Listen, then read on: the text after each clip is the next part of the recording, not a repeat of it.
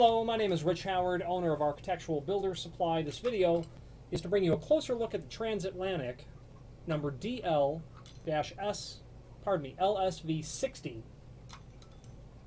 This is a in satin chrome is what this lock is being showed to you in. This is a grade 2 cylindrical lever lock. So the Dl Lsv all conspires to basically mean that grade 2 cylindrical construction lever lock. The 60 is a reference to the function. That means that this is a double cylinder. Key on this side and a key on this side. Unusual, not unusual, but less than common sort of function, and is nice for those applications that require it. Now this lock is going to work as basically what is called a classroom, except that you have a classroom on both sides, meaning the lever can be left in the unlocked position, okay, all the time until you come back with the key and you lock it, remove the key, and now it's locked, okay? And that function is the same for the opposite side. So you might have a door where we find this to be typical, is going to be an application where a school application where you're going to have two independent facilities that are happening on the either side of this door. During the day, they want to have communication back and forth. There might be a point of time during the day where one side of that facility closes, so they lock that off, but people will still need to go to the other side. Okay, unusual application, but a double cylinder works really well for that. I've sold this to other people, residential applications where it's a gate and they want a lever lock on the gate to the home. They can come in with the key, leave it unlocked, and during the day it's going to be unlocked, okay, in and out, and then at night they can lock it up. Now the opposite side they can leave locked so that someone can't reach around and unlock the lever, or they can leave it unlocked during the day, obviously, so that you can travel in and out. The application of that is a bit less common because you need a key to get out generally. So what you might want to do is consider that when determining whether or not a 60 function or a double keyed function is appropriate. So grade 2, that means that this is going to be a standard commercial sort of application where you have moderate commercial use, or residential applications where we would call it heavy duty sort of use.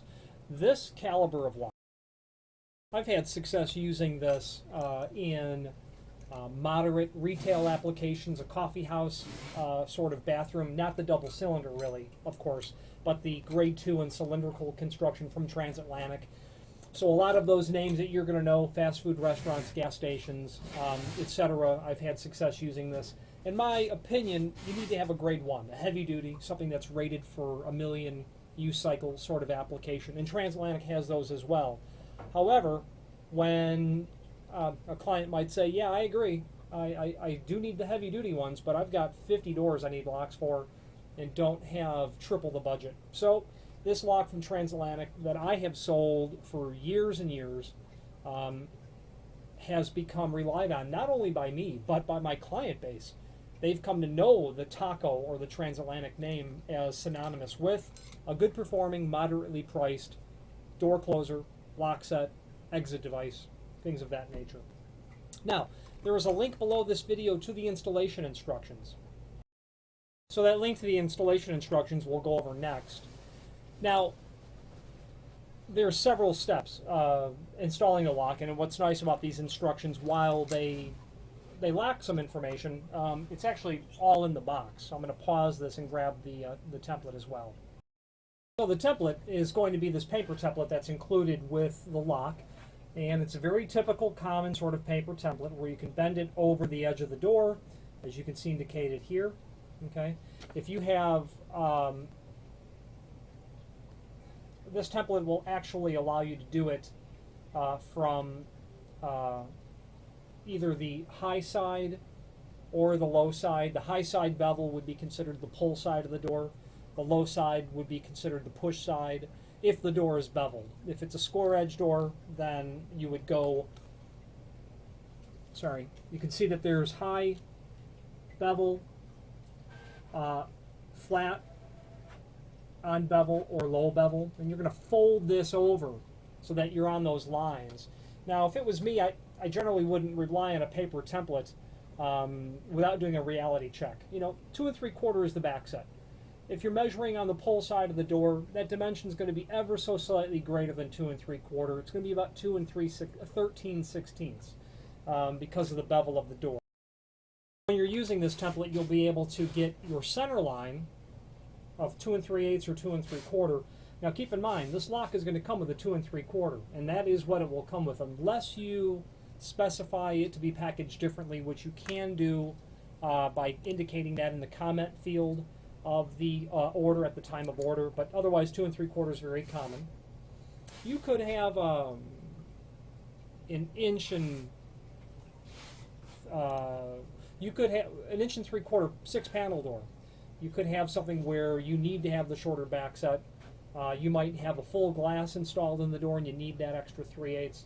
So you might want to check for that. And certainly if you have an existing hole in the door, check for it first to make sure that you're ordering the right item. Okay, so 2 3/4 is what it's going to come with. And once you have that set and bent over, you will then find the center line of where your 1-inch edge bore is going to be. So you've got a 2 1/8 inch diameter. You've got your through bolt holes at 12 and 6, and those are 5/16 of an inch diameter, and that's very common. You're going to have a 1-inch side bore. That preparation is going to be 2 1/4 tall by 1 1/8 wide, 5/32 of an inch thick. This is all very typical. This would be called a modified 161, would be the technical term for this sort of preparation. And by the way, the link to this template is also below this video. The installation instructions show marking off the door, okay, as it's indicated there. All those steps, I won't go through all of them here. Drilling all your holes. You'll need a 2 1/8, you'll need a 1-inch, you'll need a 5/16. Chisel, we're looking at steps 2 and 3 at this point. Chisel, drill and chisel. Now your frame, this lock is very typically going to be used in a hollow metal frame application. Wood door, steel frame. Metal door, metal frame. This is a 4 7/8 strike. We call this an ANSI strike. And 4 7/8 is a reference to the overall height. So if you're using a wood frame, you'll need to chisel out for this. Otherwise, if you have a commercial steel frame, it's very likely that this is what it's prepped for. That's in step 4. The T-strike that is shown there is not what this is going to be included with as standard.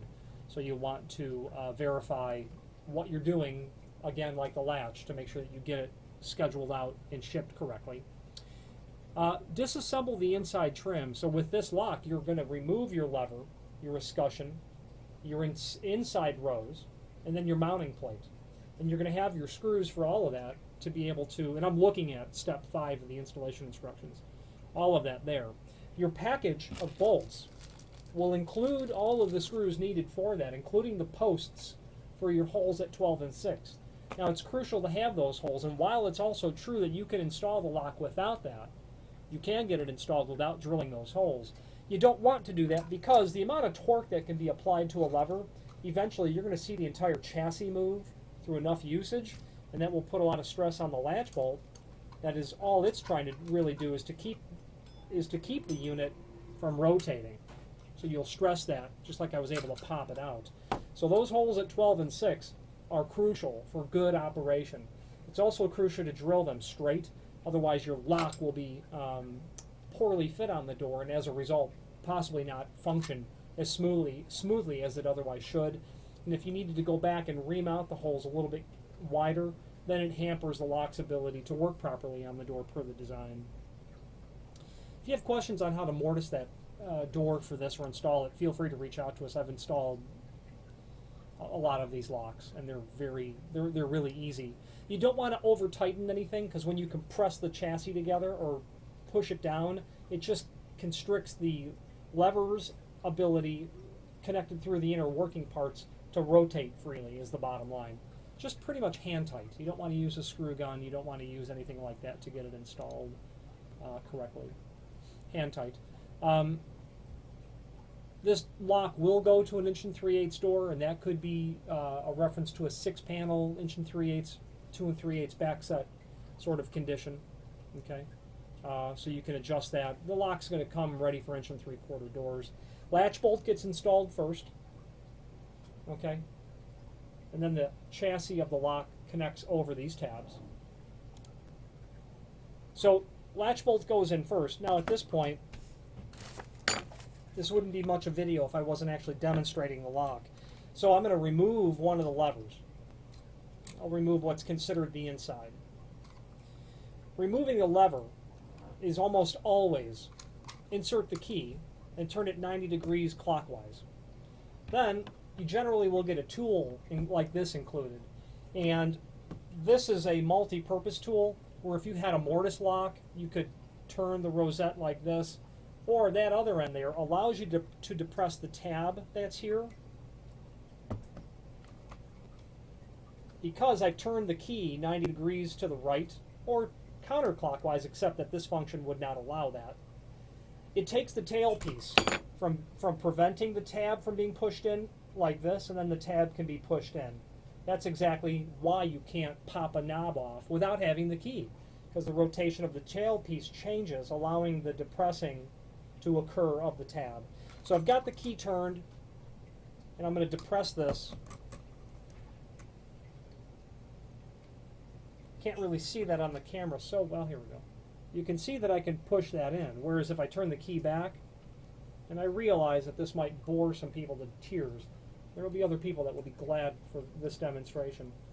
90 degrees to the right, you can then depress it. Key in its normal position, you cannot. 90 degrees to the right, depresses that. And then at this point, I can get my hand on the lever and pull it straight off while I'm depressing this. You have to depress it at the same time.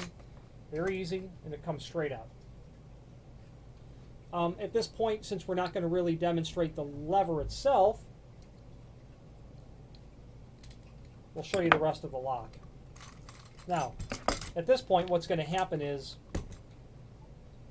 your escutcheon plate will come off, and then that inner escutcheon that will have its spring cages are in there as well.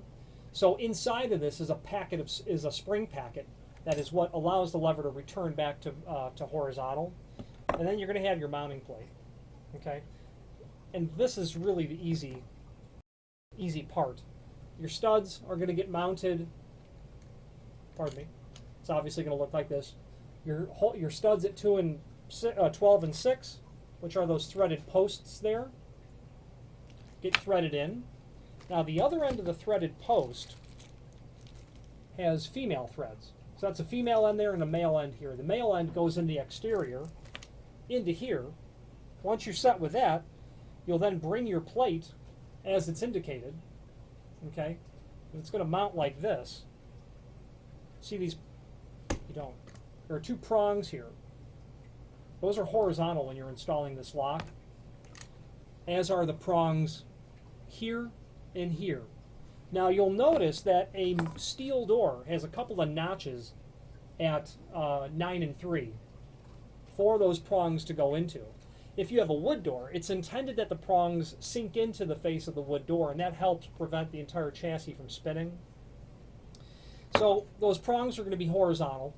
That plate's going to go on, and then, because your studs are already installed, you'll run these two little short screws. Might as well just show you.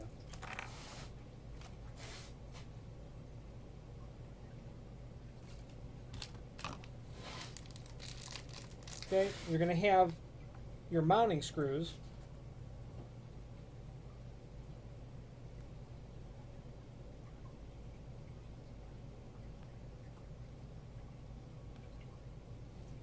Sorry, got to install the stud first.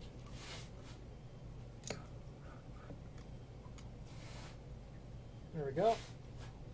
So you're going to install your stud here and the other one down here, and then you'll be able to run that screw through the plate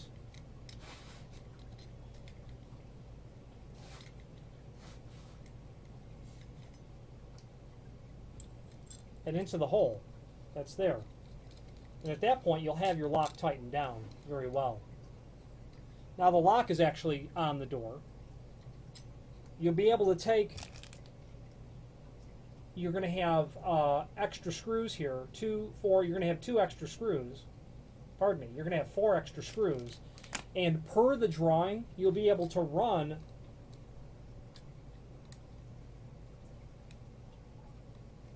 an extra screw into here and here from this package. From here, you're going to need 2 screws for the latch bolt. You'll need 2 screws for the strike plate. And then you're going to have some left over. You can run a couple into here. That's going to keep it secure on the door. Then the question becomes, you'll attach the chassis, the spring chassis, and that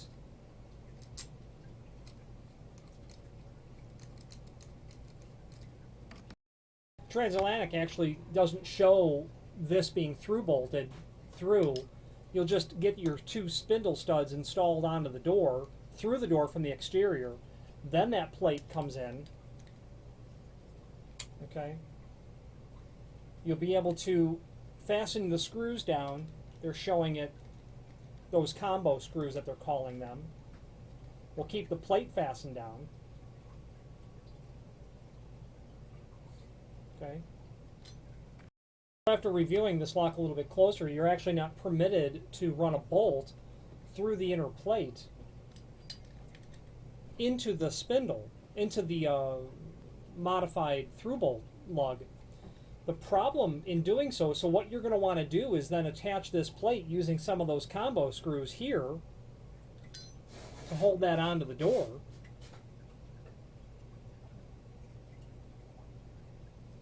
Okay. Then the spring escutcheon has these 2 large holes here and here, and those are the holes that you're going to use for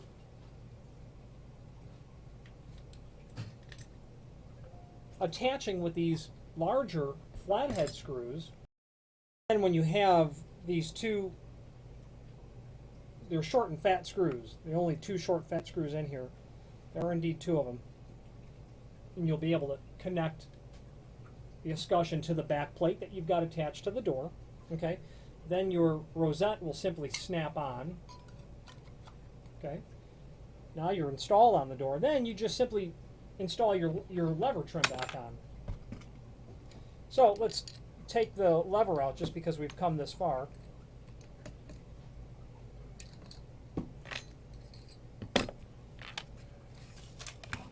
Now your lock set is going to come with 2 keys, and I've rekeyed this lock.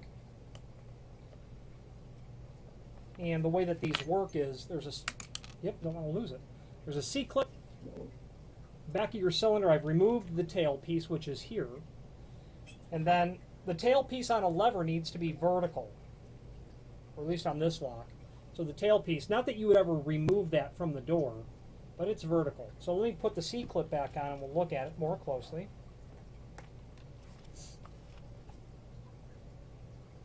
I suppose if you know how to rekey locks, you certainly know how to put this material back together.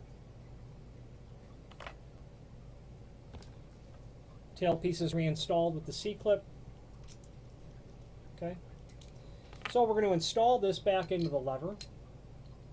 There will be what's called a cylinder driver here, and that just, there's only one way that it can fit in. There's a profile there. There's only one way it can go in. What I like to do is get the key inserted into the lever, marry the entire assembly back together, and push that down as far as it'll go. And occasionally you need to move your cylinder about a bit so you can get it pushed all the way down.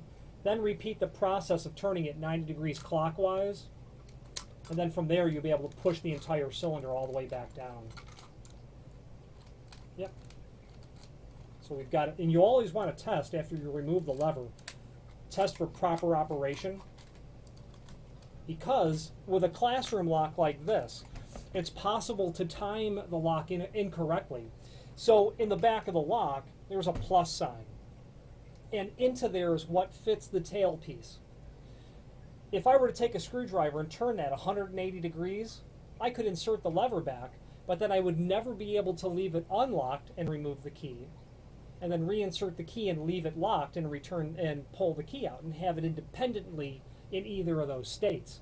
So checking it after you've put the lever back on is crucial to make sure that you've got it correct, because what will happen is you'll put it back, everything looks good, you leave, you're an hour away now. Client calls up and says, I can't lock the door, and you say, what are you talking about? And then you start to think, oh, did I time it incorrectly? So absolutely test it before you call it a day, so to speak. Transatlantic is a comprehensive manufacturer of commercial building hardware, lock sets, exit devices, door closers, good customer service people, responsive. Their name has been in the industry for several decades, and my family has experience with that Transatlantic name for several decades as well. It's a name that is trusted. Here in the Chicago market, a lot of people know the Transatlantic name. They'll know it as TACO, T-A-C-O, Transatlantic Company.